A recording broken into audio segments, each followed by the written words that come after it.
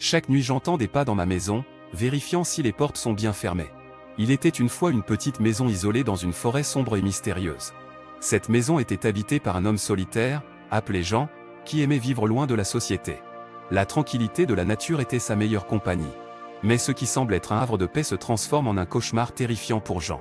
Depuis quelques semaines, Jean commence à entendre des pas étranges dans sa maison la nuit. Ces pas, lourds et inquiétants, résonnent dans chaque coin sombre de sa demeure. Il est convaincu que quelqu'un ou quelque chose rôde dans les parages. Au début, Jean pense que c'est peut-être son imagination qui lui joue des tours. Mais les bruits incessants se répètent nuit après nuit, de plus en plus forts et proches. Il essaie de se rassurer en pensant que c'est peut-être un animal sauvage qui cherche refuge. Mais au fond de lui, il sait que quelque chose de sinistre se cache dans l'obscurité. Pour se protéger, Jean ferme toutes les portes et fenêtres chaque soir avant de se coucher. Il vérifie et revérifie, comme s'il sentait les yeux perçants de l'inconnu scrutant chaque mouvement. Mais malgré ces précautions, les pas continuent de résonner. Une nuit, Jean décide de rester éveillé pour enfin découvrir la source de ces pas mystérieux.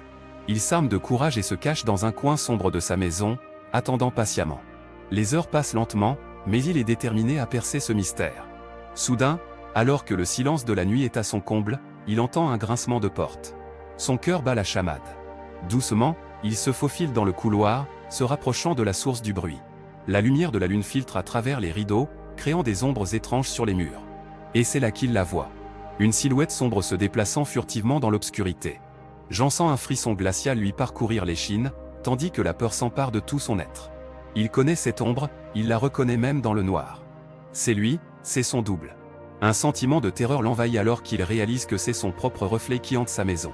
Le reflet d'un homme qui semble être son sosie, mais dont les yeux sont vides de toute humanité. Jean est pris de panique et tente de fuir, mais chaque porte qu'il ouvre le ramène inévitablement à la même pièce.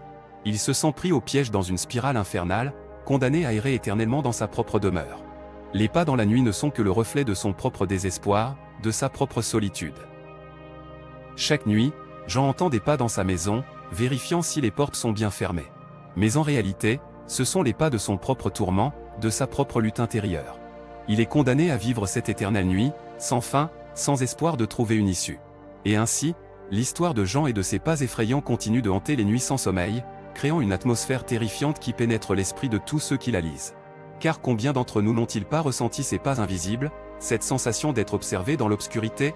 La peur est un sentiment universel, tapi dans chaque recoin de notre esprit.